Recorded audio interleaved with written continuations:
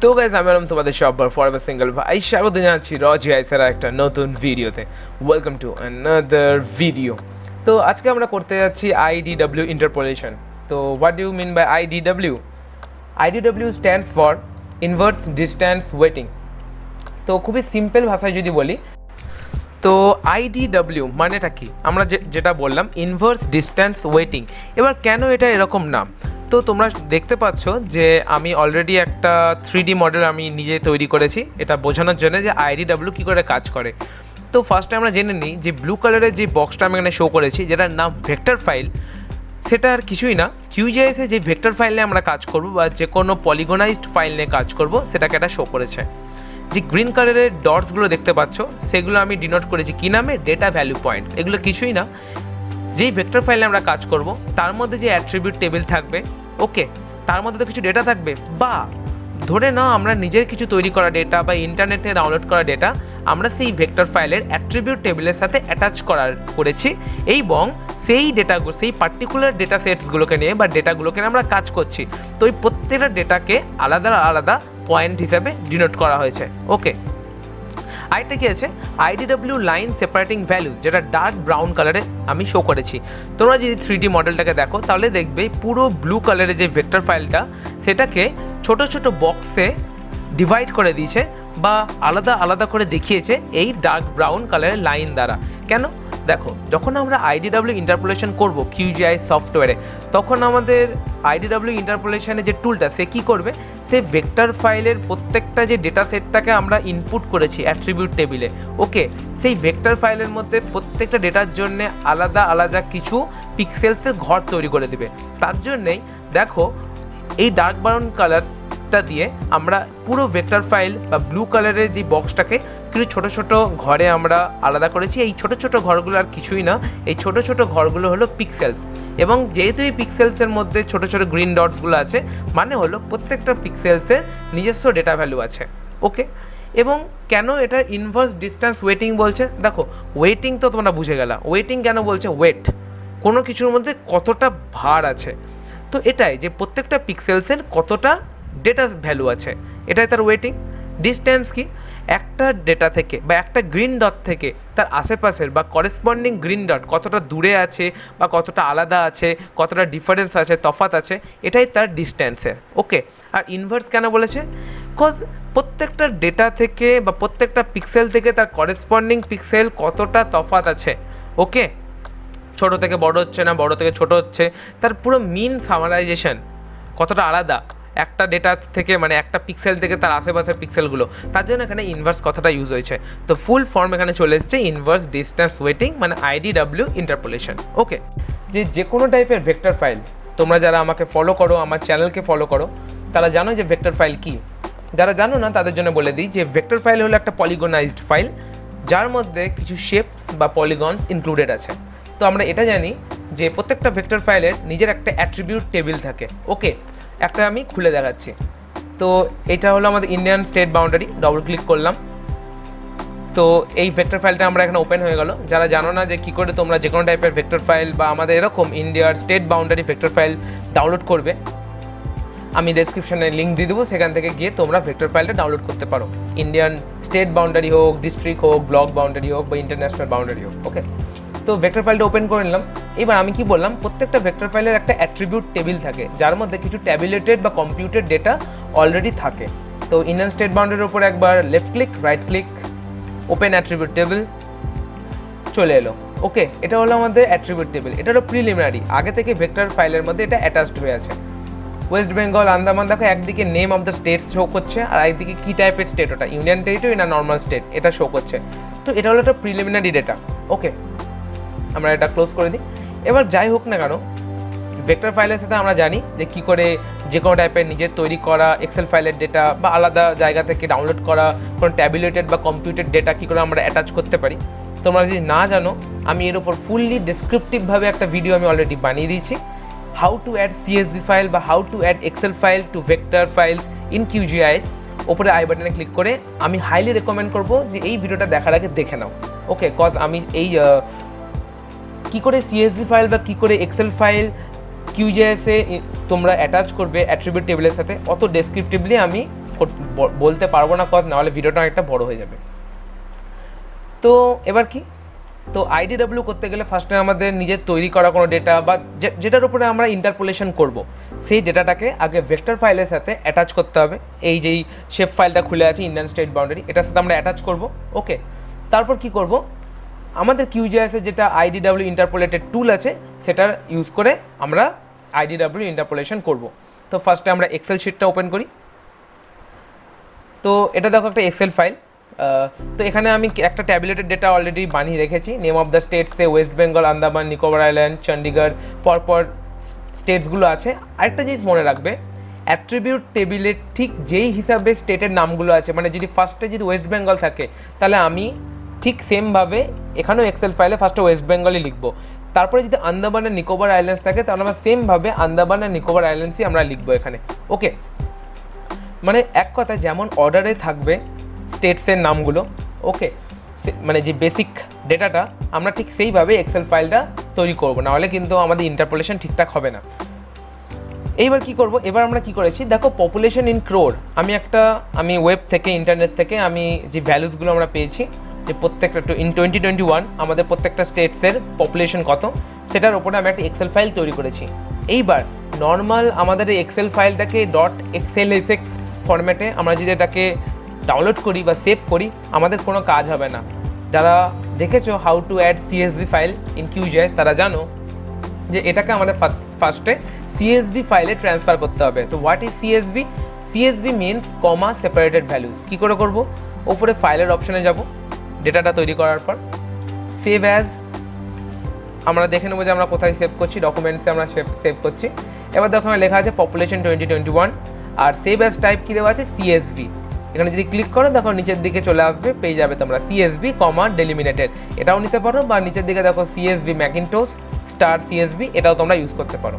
তো আমার অলরেডি এটা ডাউনলোড হয়ে আছে, আমি সেভ করে নিয়েছি, তো আমি আর এটা সেভ করলাম না। তো আমরা আবার কিউজিআইএসের ইন্টারফেসে চলে এলাম। এবার কি করব, আমরা এই ফাইলটাকে অ্যাটাচ করব। কি করে, তার জন্য ফার্স্টে আমাকে একটা লেয়ার ক্রিয়েট করতে হবে, যেই লেয়ারে জাস্ট ডেটাটাই অ্যাড থাকবে। তো ওপরে লেয়ার, অ্যাড লেয়ারে আসার পর অ্যাড ডেলিমিনেটেড টেক্সট লেয়ার। ওকে, ফাইল নেম পাশে 3 ডটে আমরা ক্লিক করব। এবার আমরা ব্রাউজ করব ফার্স্টে যে আমাদের ডেটাটা কোথায় আছে, কোথায় আমরা রেখেছি সেভ করে। পপুলেশন 2021 ডবল ক্লিক করলাম, দেখো চলে এলো। রেকর্ড অ্যান্ড ফিল্ড অপশনস যেমন আছে আনচেঞ্জ থাকুক, কিছু চেঞ্জ করবো না। জিওমেট্রি ডেফিনিশন নো জিওমেট্রি, আর নিচের দিকে একটা সামারি দেখাচ্ছে আমাদের ডেটা অ্যাড। আমি ক্লোজ করে দিলাম উইন্ডোটা। দেখো লেয়ারের ঘরে একটা পপুলেশন 2021 নামে একটা লেয়ার অলরেডি অ্যাড হয়ে গেছে। এটা জাস্ট একটা ট্যাবুলেটেড ডেটা বা এক্সেল ফাইলে যে ডেটাটা আমরা শো করেছিলাম ওই ডেটারই একটা লেয়ার, সেপারেট করে একটা লেয়ার আমরা ওপেন করে নিয়েছি। এবার কি করব, এই লেয়ারটাকে আমরা এই যে অ্যাট্রিবিউট টেবিলটা আছে, ভেক্টর ফাইলের attribute table Indian state boundary, এইটার সাথে আমরা অ্যাটাচ করব। ওকে, তো দেখো আমি ক্লোজ করে দিই। আমি ইন্ডিয়ান স্টেট বাউন্ডারির উপর ডবল ক্লিক করলাম, জয়েন অপশনটা এলাম, নিচের দিকে দেখো প্লাস সাইন, ক্লিক করলাম। জয়েন লেয়ার, আমরা কোন লেয়ারটাকে জয়েন করতে চাই, আমরা পপুলেশন 2021 লেয়ারটা জয়েন করতে চাই। দেখো অলরেডি আমার এখানে পপুলেশন 2021 লেয়ারটা কেন শো করছে, কজ আমি ওই ডেটাটাকে অলরেডি একটা লেয়ার হিসেবে ক্রিয়েট করে নিয়েছি, তাই তোমরা লেয়ারের ঘরে দেখতে পাচ্ছ। তার জন্যে ঠিক জয়েন লেয়ারের এখানে এই ডেটাটা আগে থেকেই শো করছে। জয়েন ফিল্ড, কোনটাকে কার সাথে আমরা জয়েন করতে চাই ফার্স্টে, মানে আমার যে ডেটাটা এক্সেল ফাইলের ডেটা কার সাথে অ্যাটাচ করতে চাই, নেম অফ দ্য স্টেট। ওকে, এবার আছে টার্গেট ফিল্ড মানে কি, যে আমাদের যে ভেক্টর ফাইল, ওই ভেক্টর ফাইলের মধ্যে যেটা প্রিলিমিনারি ডেটাটা ইনস্টল হয়ে আছে, ওকে, ওই ডেটাটার কোন কলামের সাথে আমরা নিজের ডেটাকে বা নিজের এক্সেল ডেটাকে অ্যাটাচ করতে চাই, সেটা হলো নেম কলামের সাথে। এবার কি যেগুলো আছে আনচেঞ্জ থাকুক। জয়েন ফিল্ডসে আমরা ক্লিক করে আমাদের কোন দুটো লাগবে, আমাদের দুটোই লাগবে, নেম অফ দ্য স্টেটও লাগবে আর পপুলেশনও লাগবে। ওকে, এই দুটো ডেটাকে আমরা অ্যাটাচ করতে চাই। তারপর কিছু না, ওকে করে দেবো। দেখো উপর দিকে আমাদের লেয়ারটা চলে এসছে, জয়েন লেয়ার পপুলেশন 2021। নিচের দিকে আমরা কি করব, অ্যাপ্লাই করে দেবো। উইন্ডোটা ক্লোজ করে দিলাম। এবার তোমরা ইন্ডিয়ান স্টেট বাউন্ডারি এখানে আসবে, একবার লেফট ক্লিক করার পর রাইট ক্লিক করবে, অ্যাট্রিবিউট টেবিলে আসবে। দেখো কি এসছে, নেম আর টাইপটা তো অলরেডি ছিল প্রিলিমিনারি। পপুলেশন 2021 ডেটাটা মানে আমাদের যে ডেটাটা আমরা ক্রিয়েট করেছিলাম পপুলেশনের উপর, সেই ডেটাটা অ্যাড হয়ে গেছে পরপর। ওকে, দেখো একটা জিনিস আমি তখন বলছিলাম না যে আমাদের ভেক্টর ফাইলের ডেটাগুলো যেই অর্ডারে থাকবে আমরা ঠিক সেই অর্ডারেই এক্সেল ফাইলটা শো করবো বা ক্রিয়েট করব। যেমন দেখো ভেক্টর ফাইলের ফার্স্টে কী ছিল, ওয়েস্ট বেঙ্গল ছিল, তার জন্য আমরা এক্সেল ফাইলেও ওয়েস্ট বেঙ্গলই করেছি। তারপরে আন্দামান আর নিকোবর আইল্যান্ড ছিল ফার্স্টেই, তার জন্য আমরা যখন ইউজ করেছিলাম এক্সেল ফাইল তৈরি করেছিলাম তখন আন্দামান আর নিকোবর ইউজ করেছিলাম। চণ্ডীগড়ের জায়গায় চণ্ডীগড় ইউজ করেছিলাম। এবার কিছু কিছু জায়গায় তোমরা নাল অপশন দেখতে পাবে। নালটা কেন এসছে, কজ হয়তো আন্দামান আর নিকোবর আইল্যান্ড ঠিক যেই হিসাবে লেখা ছিল হয়তো একটা স্পেস আমার মিসিং গেছে বা স্পেস দিতে ভুলে গেছি, তার জন্য দেখো এখানে নাল অপশনটা শো করে দিয়েছে। নাল অপশন শো করেছে এর জন্যই বলেছিলাম যে ঠিক যেইভাবে প্রিলিমিনারি ডেটাটা থাকবে ঠিক সেই অর্ডারে আমাদের এক্সেল ফাইলটাকে তৈরি করতে হবে, না হলে এরকম নাল বলে অপশনটা দিয়ে দিবে। তো আমরা ক্লোজ করে দিই। তো আমাদের ডেটাটা অ্যাড হয়ে গেছে। এবার কিছুই না, আমরা IDWতে যাব। কি করে যাব? প্রসেসিং টুল বক্সে আসবো, রাইট সাইডে এখানে আমরা ক্লিক করব IDW। দেখো একটা অপশন আছে IDW ইন্টারপোলেশন, ডবল ক্লিক করব। প্যারামিটার্সে করে ভেক্টর লেয়ার, কোন ভেক্টর ফাইলের ওপর আমরা কাজ করব, ইন্ডিয়ান স্টেট বাউন্ডারি হয়ে আছে। ইন্টারপোলেশন অ্যাট্রিবিউট ক্লিক করলাম, কোনটা আমাদের লাগবে, পপুলেশন 2021 ইন ক্রোর্স, ক্লিক করে দিলাম। ওকে, ইউজ জেড কোঅর্ডিনেট আমাদের দরকার নেই, কজ আমরা 3D মডেলিং করছি না। এবার ভেক্টর লেয়ার অ্যাট্রিবিউট টাইপটাকে আমাদের অ্যাড করতে হবে, তার জন্য কিছুই না, প্লাস সাইনে অ্যাড করব। দেখো ইন্ডিয়ান স্টেট বাউন্ডারি লেয়ারটা চলে এলো, পাশে আমাদের পপুলেশনের ডেটাটাও চলে এলো, এবং টাইপটা আমরা কী টাইপে কাজ করব, আমরা পয়েন্টসে কাজ করব, তার জন্য আমরা পয়েন্টস করলাম। ওকে, নিচের দিকে চলে আসবো। নিচের দিকে কি আছে, এক্সটেন্ট আছে। ওকে, মানে কতটা জায়গা জুড়ে ইন্টারপোলেশনটা হবে, তার পাশে দেখো 3 ডট আছে, ওখানে ক্লিক করব। ওখানে ক্যালকুলেট ফ্রম লেয়ার, তোমরা যদি চাও যে আমরা কোন লেয়ার থেকে কাজ করব, যে শুধু বাউন্ডারি থেকে কাজ করবে কিনা বা জাস্ট ডেটা থেকে কাজ করবে কিনা, সেটা তোমরা ক্লিক করতে পারো। যারা ইউজ ম্যাপ ক্যানভাস করবে, মানে কি যে পুরো ম্যাপটা আছে সেইটার দেখো কোঅর্ডিনেটটা পুরো চলে এসছে, পুরো ওয়ার্ক স্পেসের কোঅর্ডিনেটটা আমাদের কিউজিআইসে। আর যারা ড্র অন ক্যানভাস করবে তারা দেখো এখানে ড্র এভাবে তোমরা করতে পারবে। ওকে, এভাবে লেফট ক্লিক করে টিপে রেখে তোমরা ড্র করতে পারবে। তো আমি যেটা করব আমার সেটা হলো যে ক্যালকুলেট ফ্রম লেয়ারে যাব, ইন্ডিয়ান স্টেট বাউন্ডারি দিব, কজ আমার জাস্ট ভেক্টর ফাইল বা পুরোপুরি ইন্ডিয়ান মার্কস লেয়ারেরই আমার ইন্টারপোলেশনটা লাগবে, তাই ইন্ডিয়ান স্টেট বাউন্ডারি করে দিলাম। এবার কি আর যেটা আমাদের আছে আউটপুট রাস্টার সাইজ, যে রাস্টারটা বা IDW যে ইন্টারপোলেশনটা হবে সেটা একটা রাস্টার ফাইলে ক্রিয়েট হবে, তার জন্য যেই রোজ আর কলমস কতগুলোতে করব। তো আমাদের রোজের ঘরে কি আছে 304 আর কলমসের ঘরে কি আছে 294। তো আমরা কি করব, আমরা দেখছি রোজ আর কলমস, কজ ইন্টারপোলেশনটা যখন হবে তখন ওপর দিক থেকে রোজ এখানে কথা বলেছে 304, মানে লেফট থেকে রাইটের দিকে 304টা রো যাবে বা সারি যাবে, আর কলমসের ঘরে মানে ওপর থেকে নিচে 294টা পরপর কলমস থাকবে। ওকে, তো এতগুলো আমার লাগবে না, তো আমি একটু চেঞ্জ করে দিলাম, আমি এখানে 100 করে দিলাম রোজ, আর কলমস আমাদের লাগবে 98, আর বাকি পিক্সেল সাইজ যা আছে সেটা আনচেঞ্জ থাকুক, আর কিছু আমাদের লাগবে না। এবার কিছুই না, আমরা জাস্ট রান ক্লিক করে দেবো। ওকে, আর এই যে গাইজ আমাদের IDW ইন্টারপোলেশন পুরো রেডি। ওকে, এইবার দেখো এখানে দেখতে পাবে যে প্রত্যেকটা পিক্সেলসের একটা আলাদা আলাদা ভ্যালু শো করছে, তোমরা লেয়ারে গিয়ে এটা চেক করতে পারো। দেখো আমাদের যেটা ভ্যালু ওটা 2.95 থেকে স্টার্ট করে 12.02 অবধি রেঞ্জিং করছে ভ্যালুগুলো, বাট এটা ব্ল্যাক অ্যান্ড হোয়াইটে আছে, ব্ল্যাক ব্যান্ডে হয়ে আছে, এটা আমরা সিম্বলজিতে গিয়ে আবার চেঞ্জ করে নেবো। তো ইন্টারপোলেটারে আমরা ডবল ক্লিক করব, সিম্বলজিতে গিয়ে আমরা সিঙ্গল ব্যান্ড জুডো কালার, আমার কজ ম্যাগমা কালার ভালো লাগে তার জন্য আমি এটা ইউজ করব। কন্টিনিউয়াসটাকে আমরা মোডে কোয়ান্টাইল করে দেবো, আর ক্লাস আমরা বাড়িয়ে দেবো, আমরা 20টা মতো ক্লাস নিয়ে নেব। 21 হয়ে গেল, 20 নিলাম। এবার অ্যাপ্লাই। ওকে, এবার অ্যাপ্লাই যে করে দিলাম, আমরা এখানে এবার কি দেখতে পাচ্ছি, এখানে প্রত্যেকটা পুরো IDWর ইন্টারপোলেটেড ভ্যালুগুলো আমরা দেখতে পাচ্ছি আলাদা সিম্বলজিতে।